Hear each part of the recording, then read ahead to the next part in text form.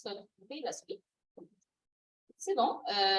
Donc, c'est ça, comme Marina le disait, moi, en fait, je vais vous amener un peu ailleurs avec ma présentation. Donc, de mon projet de mémoire, en fait, c'est la première fois que je présente les résultats qui sont tout faits. J'en ai fini la codification il y a 2 semaines. Donc, je vous présente ça, mais vous allez voir que dans ma tête, c'est encore en cours de structuration. Mais je ne parlerai pas nécessairement de violence conjugale, de violence interpersonnelle, mais vraiment plus d'un contexte social, de violences qui sont un petit peu plus dans le macro, au niveau médical également. Mais il y a énormément de liens à faire. Tout au long de la journée, là, quand j'entendrai les présentations, il y a énormément de liens à faire avec la violence conjugale, avec la violence faite aux femmes, ça c'est clair. Et même certaines des participantes, je ne l'aborderai pas aujourd'hui. Tu sais, je vais davantage me rester au niveau de tout le soutien de l'environnement, que c'est la thématique dans laquelle on est cet après-midi. Mais tu sais, même des femmes qui l'ont donné comment ce contexte-là, cette atteinte-là qui peut amener la dépendance, peut aussi être le contexte pour la violence conjugale, la dépendance pendant la. Donc, assez rapidement, là, je vais regarder avec vous au niveau de la problématique quelques définitions. Donc, la fibromyalgie, c'est quoi? La participation sociale également, là, de quoi on parle. Et une petite note sur le contexte régional, étant donné que l'environnement, quand on parle de participation sociale, l'environnement, c'est extrêmement important. Donc, je vais vous amener un peu chez moi là, au Saguenay-Lac-Saint-Jean. Une petite note sur la méthodologie, le cadre d'analyse, les principaux résultats. Donc, aujourd'hui, je vais vraiment vous amener là, vers l'effet du caractère invisible de la fibromyalgie sur le soutien de l'entourage que ces femmes-là ont reçu. Puis également, toutes les stratégies qu'elles ont mises avant tout leur parcours, elles ne font pas que vivre cette atteinte-là et vivre toutes les violences et les rapports de pouvoir qu'elles peuvent subir, mais aussi également énormément de stratégies au quotidien pour assurer leur participation. Puis enfin, quelques recommandations là, qui est sorties de ce projet-là. Les femmes, c'est une des thématiques avec les femmes de parler de recommandations, de qu'est-ce qu'on pourrait faire dans la région pour les soutenir. Mais également, à l'automne, les femmes vont être recontactées pour des groupes de discussion, pour leur redonner les données, mais également monter davantage des recommandations par le Mais la fibromyalgie, c'est quoi? C'est une atteinte qui est caractérisée là, par les symptômes suivants. Donc, on parle de douleurs chroniques, que ce soit diffus ou localisées, des troubles de sommeil, de la fatigue importante, des atteintes cognitives, là, donc autant au niveau des trous de mémoire, des fonctions exécutives, on peut parler aussi de la difficulté de concentration, des raideurs musculaires et articulaires. Et ça, qu'est-ce qui est particulier, c'est que ces symptômes-là, ils sont vraiment variables d'une personne à l'autre. Ils sont variables aussi d'une journée à l'autre pour la même personne, ce qui rend le quotidien vraiment imprévisible. Puis la participation, vraiment, c'est difficile de dire, bon, ben, je vais avoir un horaire stable, je vais aller travailler à chaque jour. Si un matin, je me lève, tout va bien, mais le surlendemain, je me réveille et là, je suis en douleur. Donc, c'est vraiment très difficile. C'est aussi une condition qui est chronique. Là, donc, même s'il y en a certaines qui vont vivre là, des périodes de latence ou des périodes où les symptômes vont être plus présents, ça ne va jamais réellement disparaître.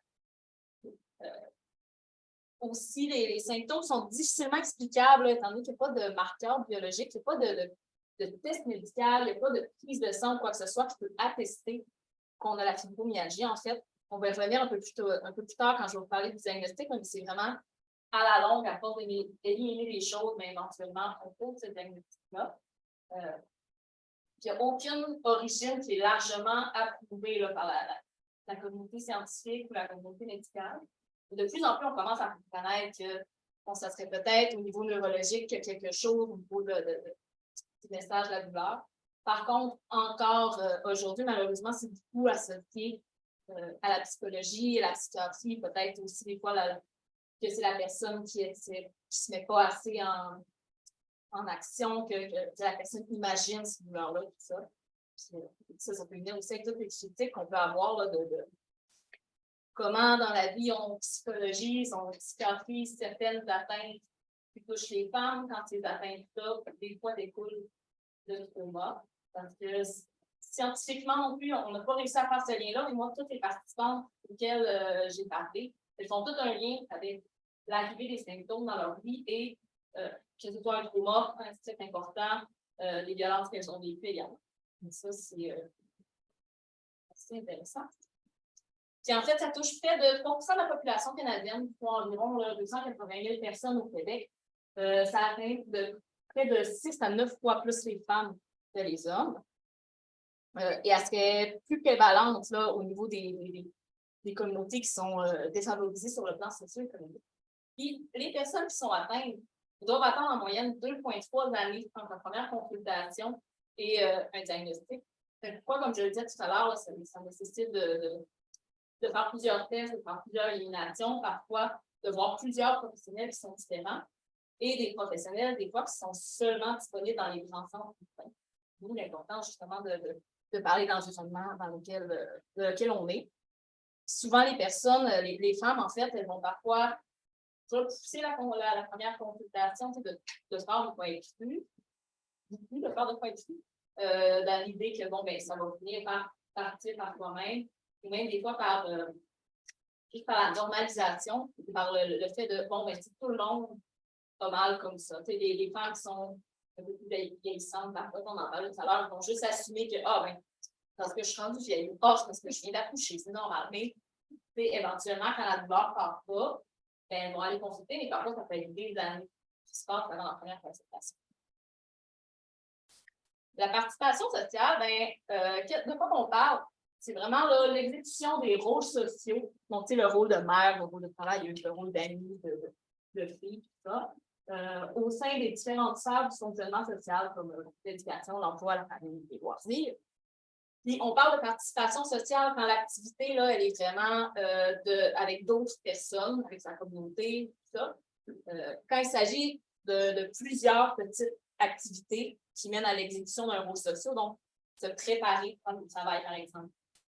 Tout ce qui est dans la sphère privée, aussi le soin des enfants, faire les tâches domestiques, faire les repas, tout ça, ça permet l'exécution du rôle de mère.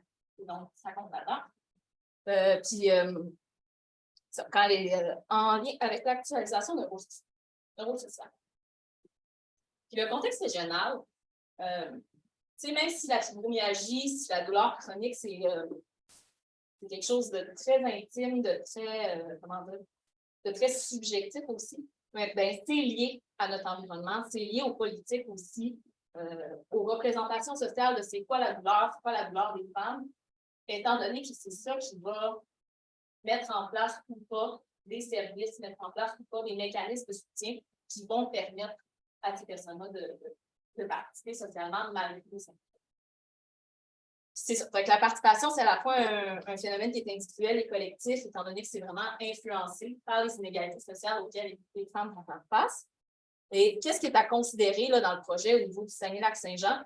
C'est que c'est une région qui est étendue, c'est un très grand territoire, c'est le troisième plus grand territoire en importance au Québec, même s'il y a une population là, à peu près de 275 000 personnes. Ce que ça veut dire, c'est qu'il y a certaines personnes qui sont très, très loin des services. Il n'y a pas nécessairement de transport en commun qui est accessible partout. Même dans le grand centre urbain, au Saguenay, par exemple, le transport collectif n'est pas nécessairement disponible de fin de semaine, pas nécessairement disponible tard en soirée. Donc, c'est vraiment qui n'est pas facilitant. Il y a près de 25% de la population là, qui est dans une zone rurale comparativement à peu près 19% dans la ville du Québec.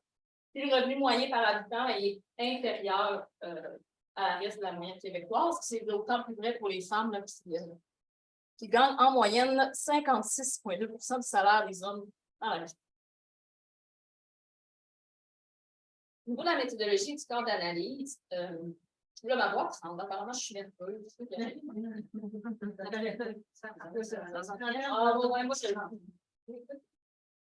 Moi, ma question de recherche pour mon projet de mémoire, c'était de regarder comment les femmes atteintes de fibromyalgie qui sont âgées de 18 à 64 ans au Saguenay-Lac-Saint-Jean perçoivent les différentes conditions qui sont nécessaires à leur participation sociale.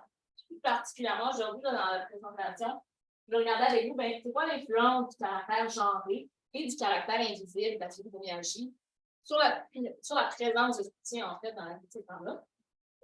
Puis ce soutien-là qui permet la participation sociale, qui permet d'exécuter ces rôles sociaux. Méthode de collecte et d'analyse, il y a 12 entrevues individuelles semi-dirigées qui ont duré environ 1h30, qui ont été faites avec 12 femmes. Donc, les critères de sélection, c'était de s'identifier comme une femme, d'être dans la tranche d'âge et aussi d'habiter depuis au moins 5 ans là, dans le Saguenay-Lac-Saint-Jean, dans le but d'avoir des femmes qui ont eu accès aux services, qui sont quand même, qui ont eu des liens avec la communauté. On parlait du recrutement tout à l'heure. Moi, c'est vraiment un privilège que j'ai eu. Le recrutement s'est fait via les réseaux sociaux et l'échantillon était complet en moins de 48 heures. En fait, après 48 heures, j'ai pu retirer la fiche parce qu'il y avait 18 femmes qui étaient rentrées en contact avec moi. Puis, malheureusement, j'ai dû refuser certains temps parce que ce mémoire-là se finisse aussi. Ça, je pense que c'est vraiment parlant là, du besoin de parler, du besoin d'être entendu, du besoin d'être pris aussi dans un espace avec quelqu'un d'autre, dans un contexte où pas mal tout au long de leur parcours, quand elles parlent de fibromyalgie, elles sont politiques. Et il y avait une lunette d'analyse féministe intersectionnelle là, qui a permis de rendre compte de la complexité de leur expérience, de voir aussi comment les rapports de pouvoir auxquels elles font face sont vraiment structurés leur participation sociale tout au long de leur parcours. Donc, assez rapidement, une présentation des participantes, je vais vous faire un petit portrait. Elles étaient âgées entre 22 et 62 ans. Il y a 7 femmes, en fait, qui étaient parents. Une qui est une femme autochtone. Au niveau du délai de diagnostic, comme je parlais tout à l'heure, il y en a 5 qui ont reçu un diagnostic en moins d'1 an. 3 que c'était un diagnostic entre 1 et 3 ans. Et 4 que ça a pris plus de 5 ans entre la première consultation avec un médecin et de recevoir le diagnostic.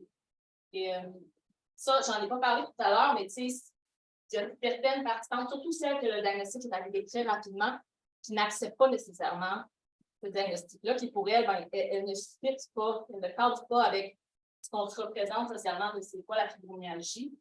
Et vu que c'est arrivé tellement vite, ben, elles ont justement l'impression que le médecin n'est pas allé assez loin. Et ce diagnostic-là ne cadre pas avec elles.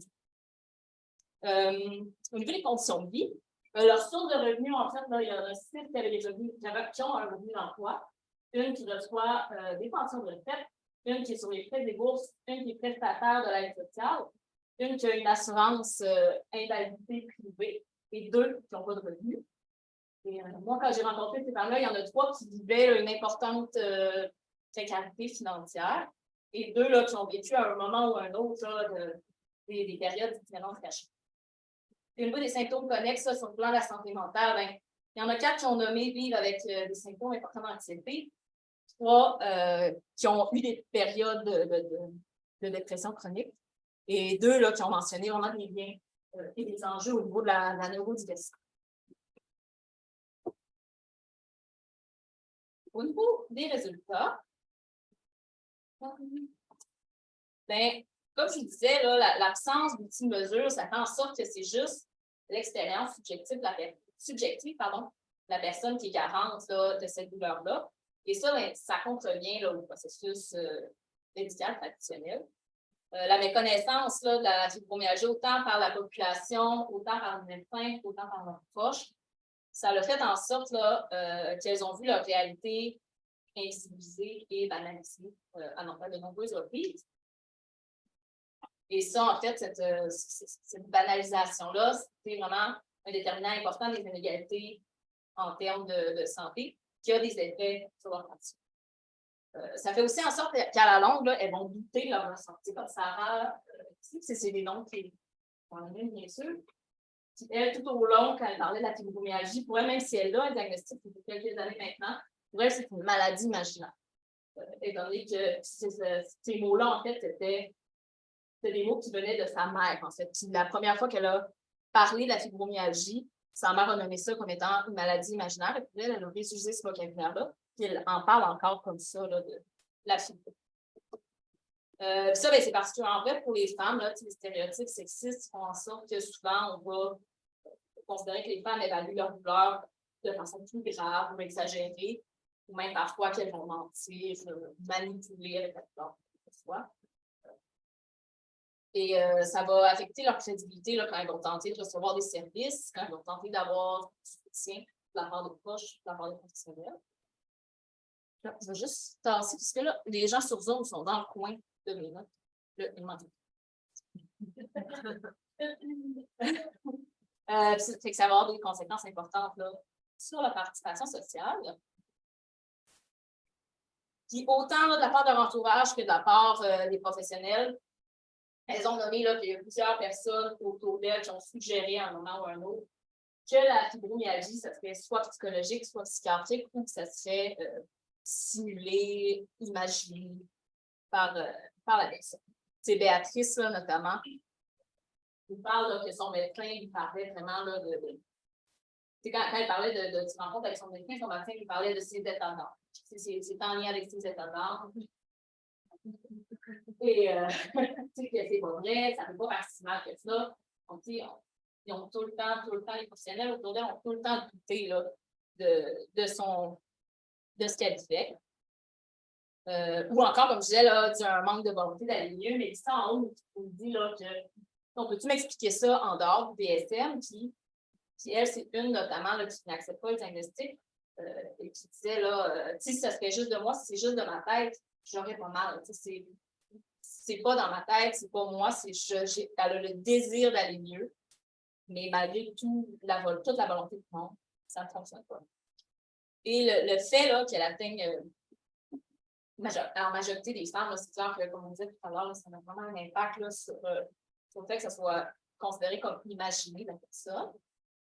Puis, tu sais, c'est dans un contexte aussi que la psychiatrie, ben, ça demeure une institution où on va souvent revoir, là, ça demeure une institution qui contrôle l'esprit, le corps des femmes, tout ça, qui vient justement souvent d'une certaine façon invisibiliser les traumas, les violences qui ont été vécues, en disant que les comportements et les attitudes qui arrivent après un trauma, ben, c'est psychologique, c'est hystérique, justement.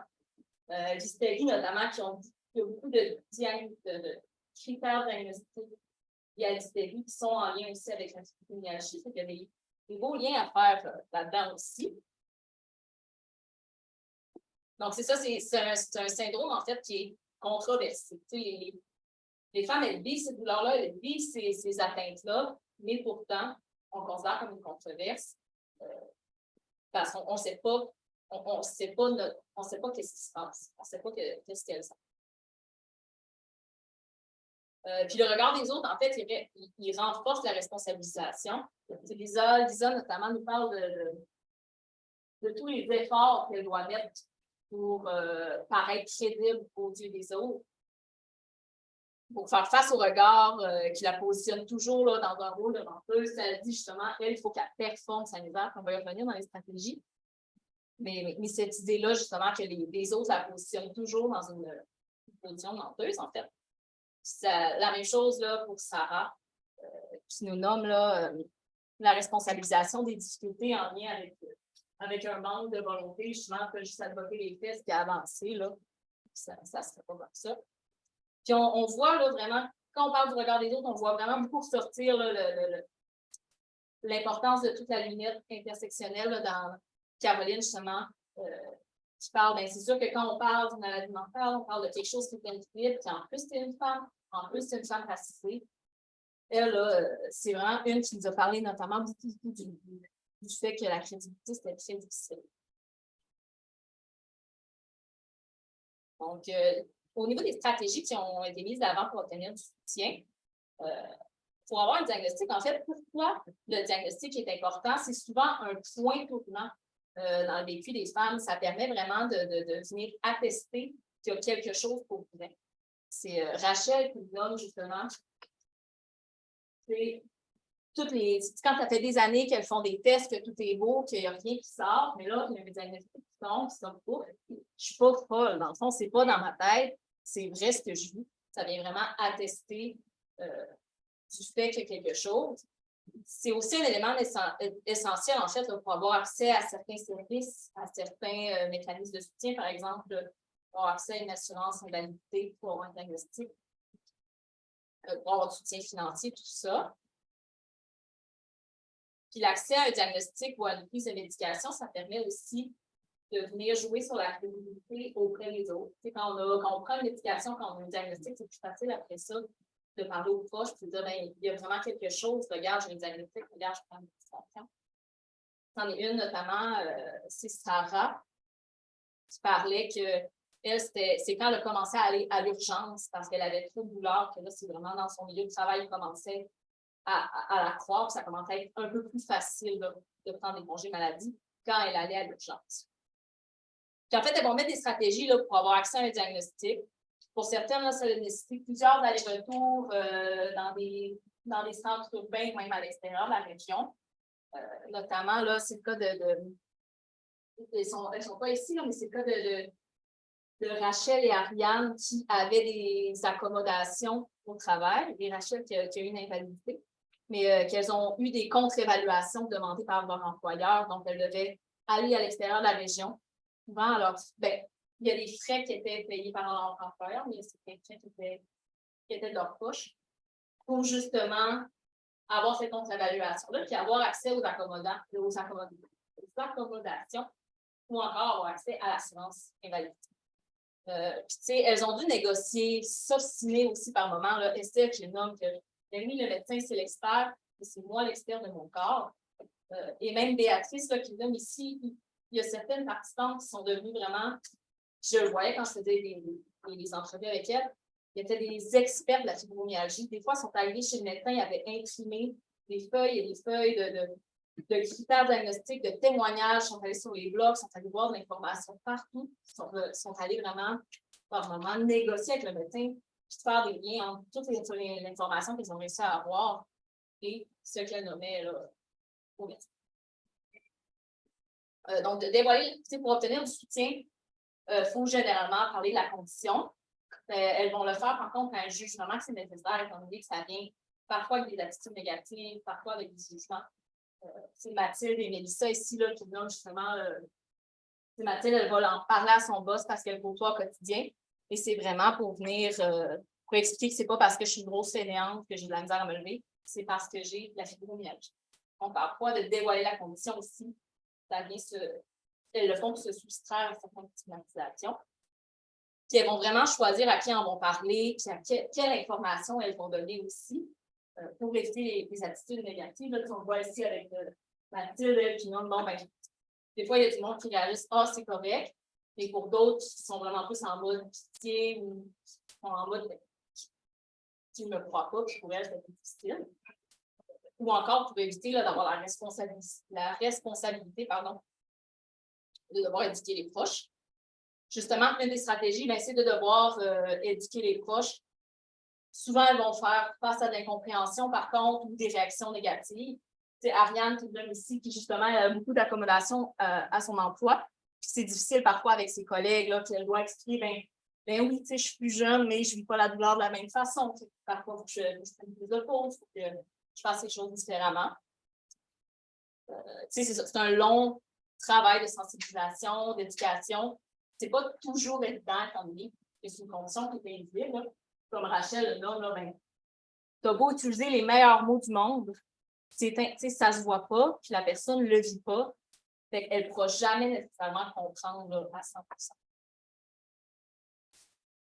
Elles doivent constamment aussi là, jouer entre montrer les difficultés, avoir l'air malade pour avoir du soutien, mais également pas avoir trop l'air malade et être une bonne malade, en fait.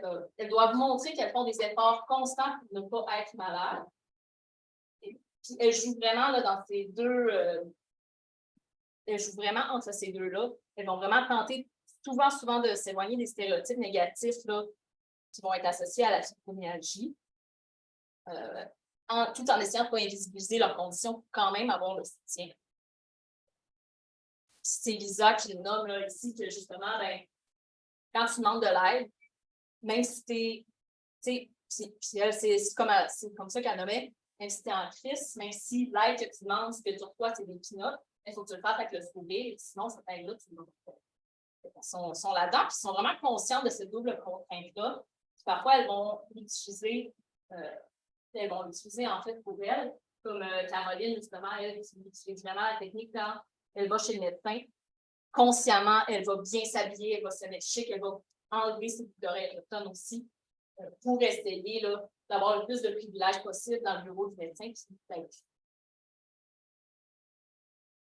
Dans certains contextes, ils vont généralement tenter de cacher la condition. pour éviter la stigmatisation, éviter la honte aussi. Certaines, là, elles vont décider de ne pas partager la condition aux proches, vont tenter de ne pas le faire paraître. C'est le cas notamment de Maryse, là, qui nommait que quand elle était au travail, elle devait. C'était important pour elle de être maquillée, de être bien habillée. Mais même maintenant qu'elle est à la retraite, pour elle se fait un devoir avant 16 heures, avant que son conjoint arrive, d'être maquillée, d'être habillée. Puis c'est aussi pour faire face à. Elle est très consciente qu'elle est dépendante financièrement de son conjoint, que si son conjoint la quitte, elle n'a plus de toit, elle n'a plus accès à cette stabilité financière-là. Donc, c'est aussi de s'arranger, de paraître en forme. C'est aussi une stratégie pour elle là, de maintenir la relation, puis aussi de jouer un peu sur la culpabilité de. Puis elle parle beaucoup de la culpabilité là, de se sentir coupable de ne rien faire, tandis que son conjoint doit travailler et doit maintenir la stabilité.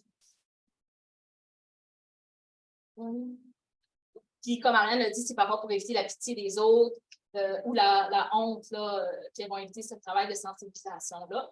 Puis, comme Caroline le nomme, des fois, d'en parler, ça apporte des conséquences.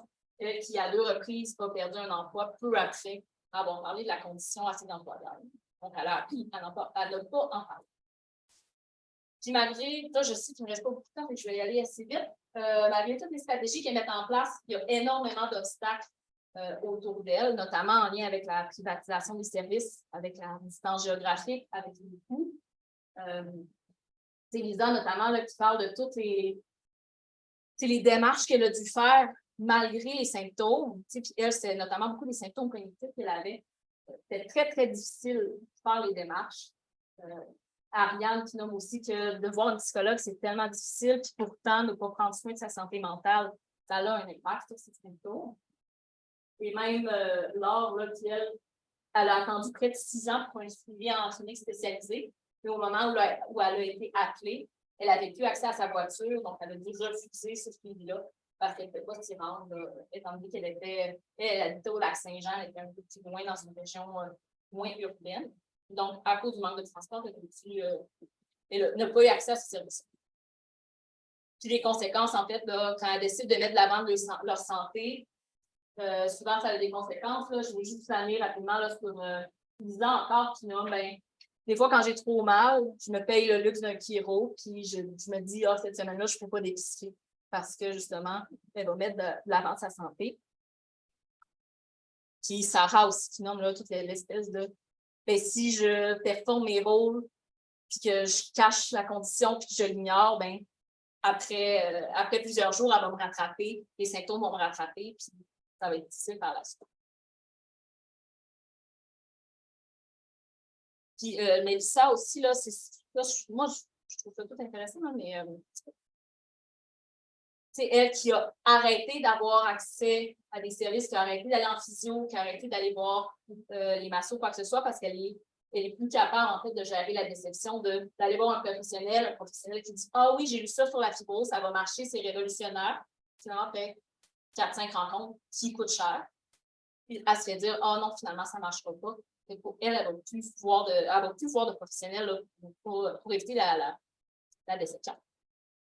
Recommandation, là, ça s'évite aussi, là, comme je disais, ça va faire l'état d'une autre initiative avec les femmes. Là, donc, il n'y a pas énormément de choses ici, mais ce qui ressort beaucoup, c'est avec le caractère invisible, la fibro. Donc, c'est vraiment de pouvoir travailler à une meilleure reconnaissance, à plus de sensibilisation par rapport à ce syndrome-là, autant chez les professionnels là, que chez la population en général, pour que les personnes atteintes là, soient mieux prises en charge, que les personnes soient moins confrontées là, à la stigmatisation ou la responsabilisation. Notamment, là, Camille qui parle, elle, ce qui a vraiment été un point tournant dans son parcours, c'est quand elle a commencé à aller chercher de l'information sur la fibromyalgie. Elle était capable de reconnaître plus de symptômes, puis là, à ce moment-là, elle a vraiment pu mettre en place des choses là, pour mieux aller. Ici. Puis au niveau de l'accessibilité des services aussi, c'est une recommandation qui sortait, surtout au niveau de la santé mentale pour toutes les femmes, là, même celles qui étaient les plus stables financièrement. Là, au niveau de la santé mentale, c'était difficile d'aller chercher des ressources. La privatisation des services puis les coûts, ça, c'était vraiment là, un impact important, particulièrement chez celles qui étaient précaires. Dans un contexte où la fibromyalgie, tu n'as pas de traitement, tu as le diagnostic, puis souvent après ça, tu es laissé un peu à toi-même. Il n'y a pas de traitement. OK, c'est ça qu'on va faire, on va essayer ça. Puis... Fait que souvent, il faut qu'elles fassent des essais-erreurs. Puis celles qui avaient plus les moyens financiers, elles ont pu faire ces essais-erreurs-là. Puis finalement, trouver quelque chose qui fonctionne pour elles. Puis pouvoir quand même, par exemple, maintenir l'emploi parce que après, à force d'avoir essayé d'utiliser une partie, une affaire par là, ben, ils vont trouver des choses qui fonctionnent qui peuvent maintenir leur vie sociaux. Et puis celles qui sont plus précaires, elles ne peuvent pas financièrement se permettre ça. Donc souvent, là, le fait que les services soient privés, ça les précarise beaucoup. Puis les listes d'attente, encore une fois, là, par exemple, on a une clinique spécialisée en douleur dans la région. Mais les listes d'attente sont tellement longues que celles qui ont eu accès au service sont allées quelques fois et ont dit oui, mais ça fait 5 ans que j'attends. Moi, dans ce temps-là, dans 5 ans, les trucs qu'ils me donnent, je les ai déjà trouvés par moi-même en suivant les blogs, en allant sur les réseaux sociaux, en regardant autour de moi et en faisant des essais-erreurs. Fait que, les listes d'attente, au final, ça vient un peu comme ça. Merci.